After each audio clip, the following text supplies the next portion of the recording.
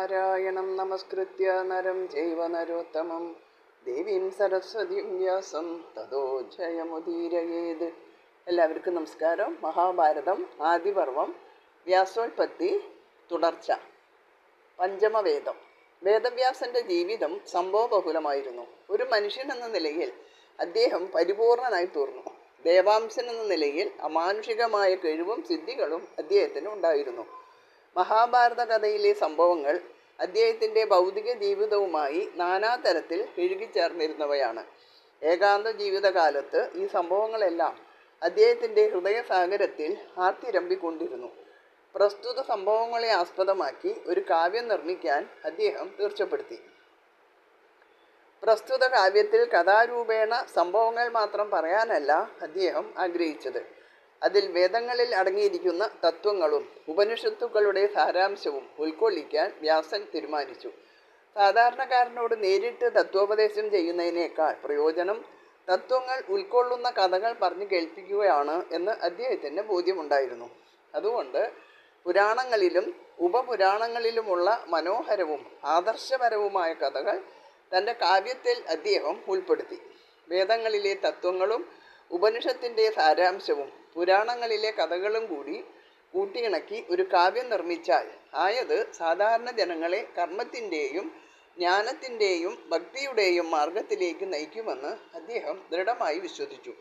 അതായിരുന്നു ഈ കാവ്യനിർമ്മാണത്തിൻ്റെ ലക്ഷ്യം. അപ്രകാരം അദ്ദേഹം രചിച്ചതാണ് മഹാഭാരതം.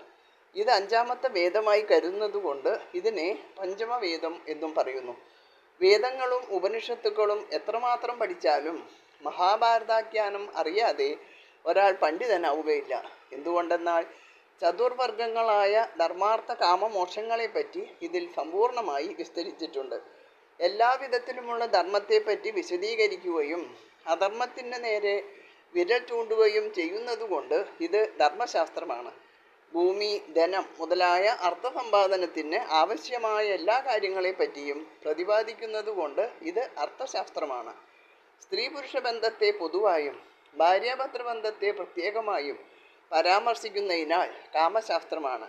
മർത്യന് അമരത്വം, അതായത് മോക്ഷം ലഭിക്കുന്നതിന് ആവശ്യമായ എല്ലാറ്റിനെ പറ്റിയും വേണ്ട ഉപദേശം നൽകുന്ന മോക്ഷശാസ്ത്രവും ആണ്. വിശ്വകാവ്യങ്ങളൊന്നും മഹാഭാരതത്തിനോളം വലുതല്ല. മഹാഭാരതം ഒരു ഇതിഹാസമാണ് എന്ന് മാത്രമല്ല, ഇതിഹാസങ്ങളിൽ വെച്ച് അതിവിശിഷ്ടമായിട്ടുള്ളതുമാണ്. ലോകത്തിലെ ഏറ്റവും വലിയ ഇതിഹാസമായി അറിയപ്പെടുന്നത് ഗ്രീക്ക് കവിയായ ഹോമറിൻ്റെ ഇലിയറ്റും ഒഡീസിയുമാണ്. ഇത് രണ്ടും കൂടി ചേരുന്നതിൻ്റെ ഇരട്ടി വലിപ്പം മഹാഭാരതത്തിനുണ്ട്.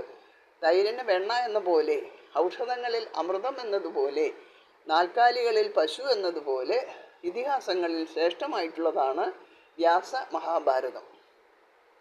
മഹാഭാരത രചനയ്ക്ക് മുമ്പായി അനവധി കഥകളും കഥാഘടനയും സംഭവങ്ങളും വിവരണങ്ങളും ആശയങ്ങളും അതിൽ ഉൾപ്പെടുത്തേണ്ട മറ്റു കാര്യങ്ങളും വ്യാസൻ തൻ്റെ മനസ്സിൽ ചിട്ടപ്പെടുത്തി. എന്നാൽ മനസ്സിലെ സങ്കല്പങ്ങൾ പകർത്തുന്നതിന് ഒരു സഹായിയെ കിട്ടാതെ വ്യാസൻ വല്ലാതെ കുഴങ്ങി. വ്യാസനു സഹായി ഗണപതി. വ്യാസൻ്റെ മുത്തച്ഛനായ വസിഷ്ഠൻ ബ്രഹ്മാവിൻ്റെ ഇച്ഛാശക്തിയാൽ ജാതനായ മാനസപുത്രനാണ്. വ്യാസൻ പ്രപിതാമഹനായ ബ്രഹ്മാവിനെ ധ്യാനിച്ചു. ബ്രഹ്മാവ് വ്യാസന്റെ മുന്നിൽ പ്രത്യക്ഷപ്പെട്ടു. അത്ഭുതത്തോടും ആഹ്ലാദത്തോടും കൂടി വ്യാസൻ ബ്രഹ്മാവിനെ സ്വീകരിച്ചു. പീഠത്തിൽ ഉപവിഷ്ടനായ ബ്രഹ്മാവ് വ്യാസനെ വാത്സല്യപൂർവ്വം തൻ്റെ അരികിലിരുത്തി. വ്യാസൻ വിനയാനിതനായി വിരിഞ്ചനോട് പറഞ്ഞു, പിതാമഹ, ഞാൻ ഒരു കാവ്യം രചിച്ചിട്ടുണ്ട്. ബൃഹത്തായ അത് ബുധന്മാർ പൂജിക്കുമെന്ന് വിശ്വസിക്കുന്നു. വേദരഹസ്യങ്ങൾ, മറ്റു ശാസ്ത്രങ്ങൾ, ഉപനിഷത്തുകൾ, ഇതിഹാസ പുരാണങ്ങൾ, നാനാധർമ്മങ്ങൾ കലരുന്ന ആശ്രമങ്ങളുടെ ലക്ഷണം, ബ്രഹ്മചര്യം, തപസ്, ഭൂമി, ചന്ദ്രൻ, സൂര്യൻ, നക്ഷത്രങ്ങൾ എന്നിവയുടെ കീർത്തി, അധ്യാത്മവിധി, ന്യായശിക്ഷാ ചികിത്സാദികൾ, തീർത്ഥങ്ങൾ, പുണ്യദേശങ്ങൾ, നദി, ശൈലം, വനം, സാഗരം, പുരം എന്നിവയെക്കുറിച്ചുള്ള വർണ്ണനകൾ തുടങ്ങി പലതും ഞാൻ ഇതിൽ ഉൾപ്പെടുത്തിയിട്ടുണ്ട്. എന്നാൽ ഇതെല്ലാം എൻ്റെ മനസ്സിൽ സങ്കല്പിച്ച് വെച്ചിരിക്കുന്നതേ ഉള്ളൂ. ഇത് എഴുതിയെടുക്കാൻ കഴിവുള്ള ഒരാളെ ലോകത്തിൽ കണ്ടുകിട്ടിയിട്ടില്ല. ബ്രഹ്മാവ് സന്തുഷ്ടനായി പറഞ്ഞു, ഭവാൻ ശ്രേഷ്ഠനായ മഹർഷിയാണ്. ജന്മം മുതൽ യോഗിവര്യനായി ശോഭിക്കുന്ന ഭവാന്റെ വാക്കിന് സത്യതയുണ്ട്. അങ്ങ് വിഭാവനം ചെയ്തിട്ടുള്ള കാവ്യത്തേക്കാൾ മെച്ചപ്പെട്ട ഒരു കാവ്യം നിർമ്മിക്കാൻ ഈ ഭൂമിയിലുള്ള ഒരു കവീന്ദ്രനും സാധ്യമല്ല. അങ്ങ് വിഘ്നേശ്വരൻ്റെ സഹായം തേടുക. ബ്രഹ്മദേവൻ വ്യാസനെ അനുഗ്രഹിച്ചിട്ട് അപ്രത്യക്ഷനായി. വ്യാസൻ ഉടൻ തന്നെ ഗണപതിയെ ധ്യാനിച്ചു. ഭക്തപരായണനായ ഏകദന്തൻ വ്യാസമഹർഷിയുടെ മുന്നിൽ പ്രത്യക്ഷപ്പെട്ടു. മഹർഷി അദ്ദേഹത്തെ താണുവണങ്ങി. ഉപചാരപൂർവം പീഠം നൽകി ഗണനായകൻ ഉപവിഷ്ടനായി. വ്യാസൻ പറഞ്ഞു, മഹാഭാരതം എന്ന പേരിൽ ഒരു മഹാകാവ്യം എൻ്റെ മനസ്സിൽ തീർത്തു വെച്ചിട്ടുണ്ട്. ഞാൻ അത് ചൊല്ലിത്തരാം. ഭവാൻ അത് എഴുതിയെടുത്ത് തരണം എന്ന് ഞാൻ അപേക്ഷിക്കുന്നു. വിഘ്നേശ്വരൻ സമ്മതിച്ചു. അദ്ദേഹം പറഞ്ഞു, ശരി, എന്നാൽ ഒരു വ്യവസ്ഥയുണ്ട്. എൻ്റെ എഴുത്താണിക്ക് വിശ്രമമില്ലാതെ എഴുതത്തക്കവണ്ണം തുടർച്ചയായി ശ്ലോകങ്ങൾ ചൊല്ലിത്തരണം.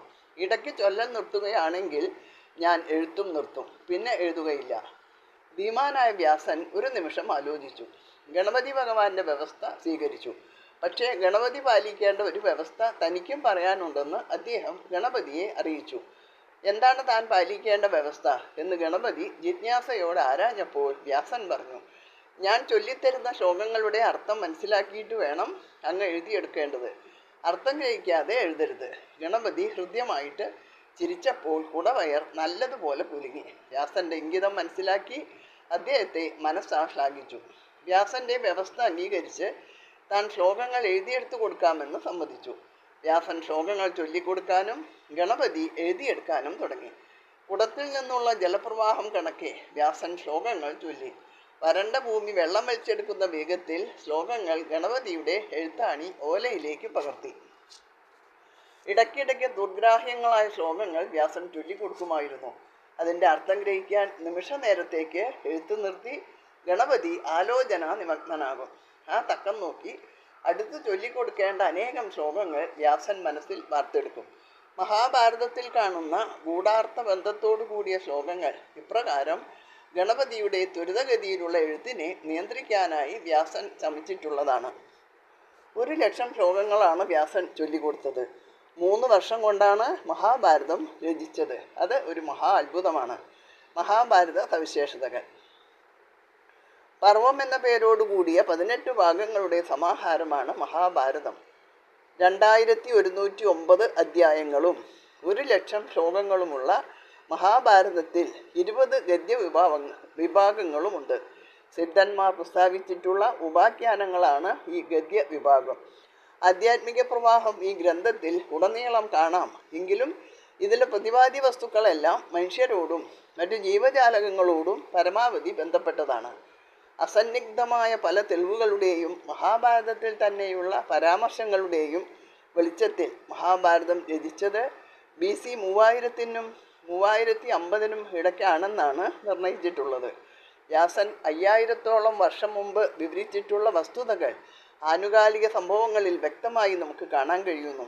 മഹാഭാരതത്തിലെ പ്രതിപാദ്യ വിഷയങ്ങൾ മിക്കവയും ഇന്നത്തെ പരിതസ്ഥിതിയോടും സംഭവ പരമ്പരകളോടും താതാത്മ്യം പ്രാപിച്ചിരിക്കുന്നു.